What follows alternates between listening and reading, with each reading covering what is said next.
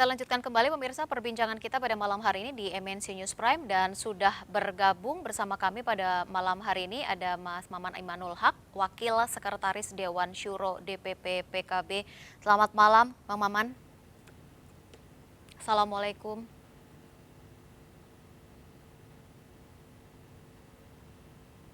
Bang Maman Imanul Haq, selamat malam. Assalamualaikum. Sudah mendengar suara kami? Sudah. Baik, terima kasih sudah bergabung pada malam hari ini. Masih berada bersama kami juga ada Bang Herzaki dari Demokrat dan juga ada Mas Adi Prayitno, seorang pakar politik atau pengamat politik, komunikasi politik. Kita masih kaitannya membahas dengan bagaimana sebenarnya manuver dari partai politik ini menjelang tahun 2024. Saya tadi sudah ke Bang Riza begitu ya kaitannya dengan PKB dan juga Gerindra. Tapi saya ke Mas Adi terlebih dahulu. Mas Adi, kalau Anda melihat masing-masing kekuatan begitu ya antara koalisi perubahan maupun koalisi yang dibangun oleh Gerindra dan juga PKB, pandangan Anda sampai dengan sejauh ini seperti apa? Ya, saya kira kalau bicara tentang pada level capres tentu sama-sama kuat. Misalnya Anies Baswedan itu kan selalu masuk dalam 3 besar survei. Prabowo Subianto juga selalu masuk dalam 3 besar radar survei. Ya. Bicara kekuatan politik juga hampir sama ya. Kalau kita bicara tentang kalkulasi kekuatan politik di parlemen. Nah, yang menarik sebenarnya kalau koalisi Gerindra dan PKB ini relatif agak maju. Pertama, kedua partai ini sudah deklarasi bersama, bersepakat mengusung Prabowo Subianto untuk maju di Pilpres 2024. Yang kedua, mereka lebih maju selangkah karena bikin sekber kemarin yang kemudian diresmikan secara bersama. Ya. Nah, satu-satunya ujian dari koalisi Gerindra dan PKB ini adalah siapa kira-kira cawapres yang akan mendampingi Prabowo Subianto? Ya. Apakah Muhaimin Iskandar ataukah yang lain? Ini ujian nyata karena beberapa waktu yang lalu juga sempat kita dengar bahwa PKB itu ya tentu harga mati ya bagi siapapun yang ingin berkoalisi dengan PKB untuk menyertakan Muhaimin Iskandar sebagai cawapres. Dengan adanya sekber ini, terlepas peliknya persoalan cawapres, saya kira ada negosiasi yang cukup panjang yang tersedia antara PKB dan Gerindra untuk memutuskan kira-kira siapa pada akhirnya yang akan mendampingi Prabowo Subianto. Di luar itu saya kira PKB masih on the right track, meski ujian yang sesungguhnya adalah persoalan cawapres ya. Oke. Nah, pada level ini poros perubahan koalisi politik ini kan agak rumit, Mbak Rizka. Pertama, pada segi narasi ya. Nasdem itu kan sangat kelihatan tidak mau berseberangan dengan Jokowi, sangat tidak mau berseberangan dengan pemerintah. Sementara Demokrat dan PKS jelas-jelas melihat Jokowi itu sebagai pemimpin yang gagal, yang harus diganti dengan figur-figur perubahan seperti Anies Baswedan gitu ya. Pada level gagasan saja, 3 partai ini nggak ketemu. Makanya ketika Bang Zulfan Lindan menyatakan Anies itu adalah antitesa Jokowi, langsung dinonaktifkan, itu menegaskan bahwa Nasdem sampai saat ini irisan hatinya masih hampir sama dengan kubu pemerintah. Di situ saja nggak ketemu, padahal orang itu ingin melihat bahwa poros perubahan politik, Demokrat, PKS gitu ya, dan Nasdem ngomong bahwa Jokowi ini gagal sebagai pemimpin Republik Indonesia 2 periode. Jokowi ini rezim hutang, infrastruktur itu ugal-ugalan dan seterusnya. Tapi kan narasi itu tidak ada. Ya. Bahkan Nasdem mengatakan bahwa di mana Jokowi bahagia, disitulah Nasdem bahagia. Di mana Jokowi membuat kebijakan, disitulah kemudian Nasdem bikin kebijakan. Sesuatu yang tidak dimiliki oleh PKS. Pada level gagasan belum ketemu. Jadi penonton agak kecewa melihat ini. Yang kedua, Bang Herzaki saya kira rasional. Ayo dong, kalau soal cawapres mungkin nanti dulu lah. Tapi kan satu pesannya, Anies ini nggak bisa maju tanpa Demokrat.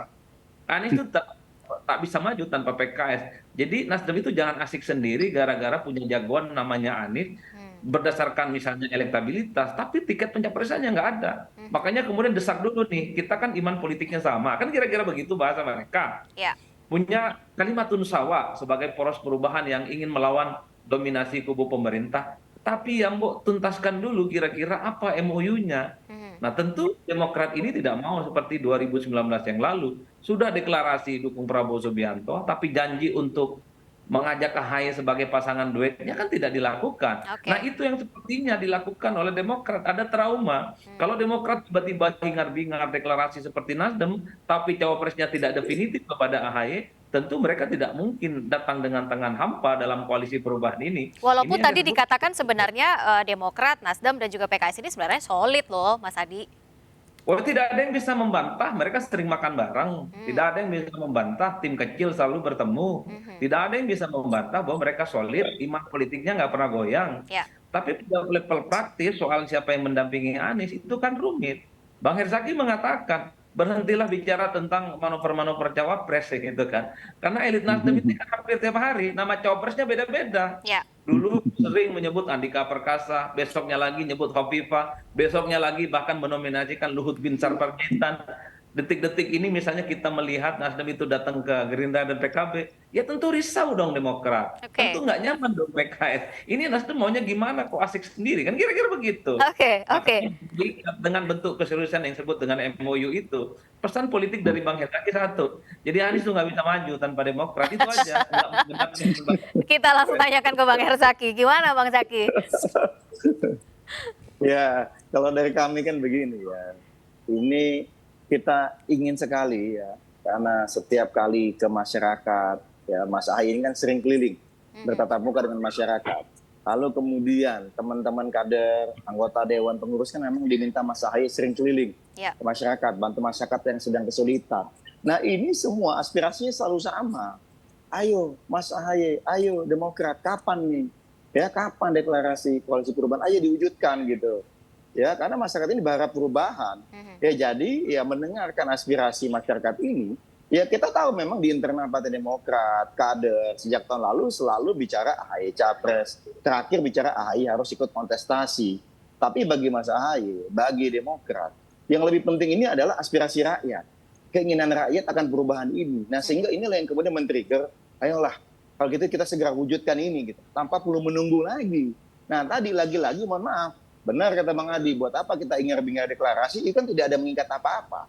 Tapi pada saat kita punya komitmen yang namanya kesepahaman, kita tanda tangan bersama, ini kan tanda tangan kan tidak sembarangan ini kan bentuk komitmen yang tinggi ini, meskipun belum ke pendaftaran ya, kan pendaftaran nanti di Oktober November. Ya. Tapi setidaknya begitu berani membubuhkan tanda tangan, ya kita kelihatan nih, yang serius dukung Anies, yang serius mau usung perubahan dan perbaikan, ya ini yang mau tanda tangan, kan begitu. Nah dan Demokrat siap. Dan kami meyakini Nasdem dan PKS juga siap, hanya tinggal masalah waktu saja kalau dari kami. Nah inilah kemudian mengapa kami mengusulkan, ayo kita bangun yang namanya sekretariat perubahan, kita tanda tangan MOU, kita minta baca pres. Silakan Mas Anies, tentukan deh cawapresnya bagaimana baiknya yang menurut Mas Anies paling pas. Ya. Nah nanti setelah Mas Anies bisa menentukan, nah baru kita deklarasi gitu. Oke, tapi sebelumnya apakah memang sudah pernah ada kaitannya dengan obrolan untuk bacawa pres ini begitu, untuk mendampingi Pak Anies di kemudian hari? Adakah memang kriteria yang sudah disampaikan begitu dalam tim kecil atau mungkin dalam koalisi ini, Bang Zaki? Sudah ya. Demokrat sudah menyampaikan, Mas Anies sudah menyampaikan, PKS juga sudah menyampaikan. Ya, kita mengerucut dengan yang disampaikan Mas Anies lah, yang persyaratan 3+1 itu. Gitu. Satu, bisa memperkuat kemenangan, ya potensi kemenangan. Jangan sampai kemudian kalau dipasangkan dengan Mas Anies yang elektabilitasnya sudah tinggi malah jeblok nih gitu, atau malah merusak elektabilitas Mas Anies gitu. Yang kedua adalah bisa memperkuat koalisi. Nah, ini kan menjadi penting ini. Jangan sampai kita koalisi ini malah jadi bubar nih gara-gara cawapresnya nggak pas. Lalu yang ketiga bisa membantu dalam pemerintahan nanti, ya. Dalam konteks apa? Berarti punya pengalaman di berbagai bidang. Dan diantaranya jangan sampai, ya, ini yang jangan sampai nih, termasuk yang chemistry tadi yang kami ingin sampaikan. Kita inginkan bagaimana capres dan cawapresnya harmonis nih, selaras. Kalau misalnya ternyata rakyat memilih pasangan yang kami usung ini, jangan sampai kemudian pada saat ingin mewujudkan perubahan dan perbaikan, ini berdua ini satu ke utara, satu ke selatan, satu ke timur, satu ke barat. Nah ini kita tidak inginkan, sehingga makanya kami sampaikan juga, seperti yang Mas Ahy tekankan kemarin, bahwa kita tidak ingin ada intervensi. Kita akan membiarkan capresnya memiliki independensi dalam menentukan. Karena bagaimanapun amanah mewujudkan perubahan dan perbaikan ini tidak mudah gitu loh. Ya, nah, ini yang kita ingin dorong tadi. Silakan saja, dan lagi-lagi yang paling penting salah satunya adalah kriteria itu merepresentasikan perubahan. Lah ini kan koalisi perubahan. Kok tahu-tahu capres-cawapresnya mukanya lekat dengan status quo, ya nggak lucu dong. Nanti kan diketawain masyarakat. Kita mau dorong koalisi perubahan, mau dukung teman-teman Demokrat, Nasdem dan PKS karena memperjuangkan perubahan. Lah ini kok yang diusung muka status quo katanya. Ya sama apa? sama saja bohong kan begitu. Nah ini yang menjadi salah satu prasyarat juga yang dibicarakan di dalam. Siapa nih tokoh-tokoh perubahan? Ya Mas Anies itu memenuhi syarat dalam konteks sebagai capres. Nah baca cawapres nanti ya silakan Mas Anies. Oke, Tentukan artinya sudah berdasarkan pernah mengerucut kriteria kepada tadi. beberapa nama begitu? Kriteria, kita bicara kriteria. Hanya kita tidak kriteria, belum mengerucut sampai kepada mengenai- beberapa iya. nama. Belum. Kalau nama belum lah. Ini nama itu masih di masing-masing. Misalnya di PKS ada aspirasi di internal PKS ya, kader-kadernya. Di kami misalnya di Demokrat ada aspirasi seperti Mas Ahaye kan. Ini aspirasi kader sah-sah saja. Kan begitu. Ya. Nah, tapi lagi-lagi kalau dari kami namanya kan kalau bicara koalisi setiap partai ada aspirasi kader utamanya ingin dijadikan capres atau cawapres. Ya. Tapi kalau ingin menang kan kita kedepankan objektivitas, kita kedepankan konsensus dan tegas dan jelas Demokrat. Melalui Mas Ahaye kemarin sudah menyampaikan Baik. kami komit dukung koalisi perubahan dan menyerahkan sepenuhnya cawapres kepada baca pres yang kami usung, yaitu Mas Anies Baswedan. Baik. Nah, kita minta nih, ayo kita resmikan yuk teman-teman Nasdem, teman-teman PKS, mari kita resmikan. Nah, ini ajakan dari Demokrat. Justru resmikan itu yang belum ketemu begitu ya untuk waktunya pada saat ini. Saya ke Bang Maman terlebih dahulu. Bang Maman dari sisi Gerindra dan juga PKB akan seperti apa ini nantinya? Kalau tadi Mas Adi mengatakan ujian berat sebenarnya bagi Gerindra dan juga PKB kaitannya dengan penentuan untuk bacawa pres. Kalau baca pres mungkin sudah ada nama yang diusung. Bagaimana dengan bacawa pres? Seperti apa Gerindra dan PKB untuk menjawab ujian ini? Ya, ada dua hal penting ya sebenarnya. Yang pertama, semua partai hari ini mempersiapkan strategi untuk pemenangan legislatif di 2024, pemenangan untuk pilpres, dan pemenangan untuk pilkada. Nah, pada konteks ini, PKB punya target. Misalnya untuk pileg, kita punya target masuk di 3 besar. Ya. Seperti itu. Yang kedua untuk pilpres, sesuai hasil muktamar di Bali, kita tetap memiliki Gus Muhaimin. Begitu pula untuk pilkada kita mempersiapkannya.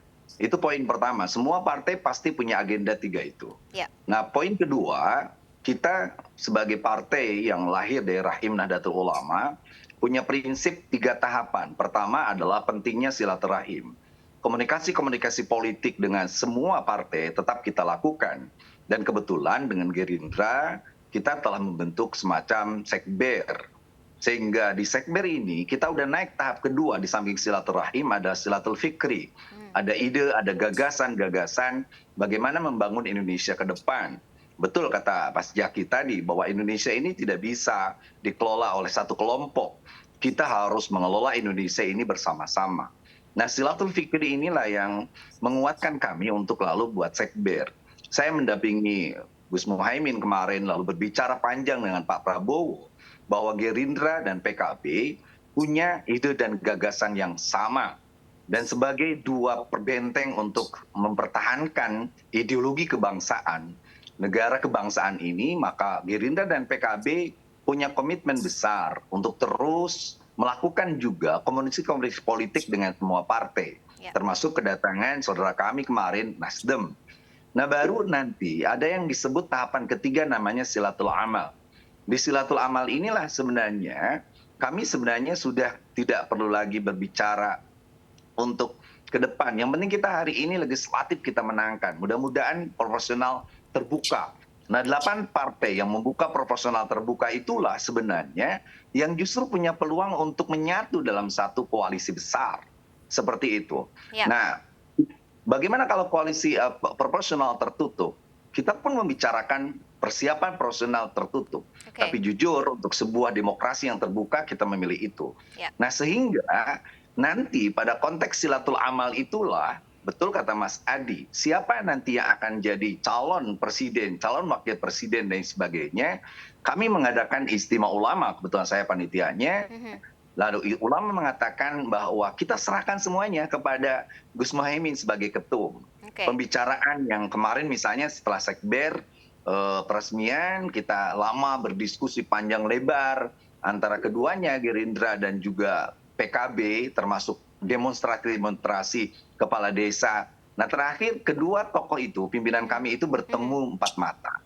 Nah, rahasia itulah yang sebenarnya kami serahkan keduanya, sehingga pada intinya demi Indonesia kita di koalisi ini, Indonesia Raya, Kebangkitan Indonesia Raya ini, Ya. tentu akan terus melakukan komunikasi yang konstruktif dengan semua partai. Baik, Itu, artinya apakah memang tidak ada bocoran sedikit pun kaitannya dengan kriteria bacawa pres dari Sekber Gerindra dan juga PKB? Nanti boleh kita bahas lagi ya, Bang Maman, Bang Zaki dan juga Mas Adi di segmen berikutnya. Dan pemirsa, kita masih akan kembali di MNC News Prime sesaat lagi, tetaplah bersama kami.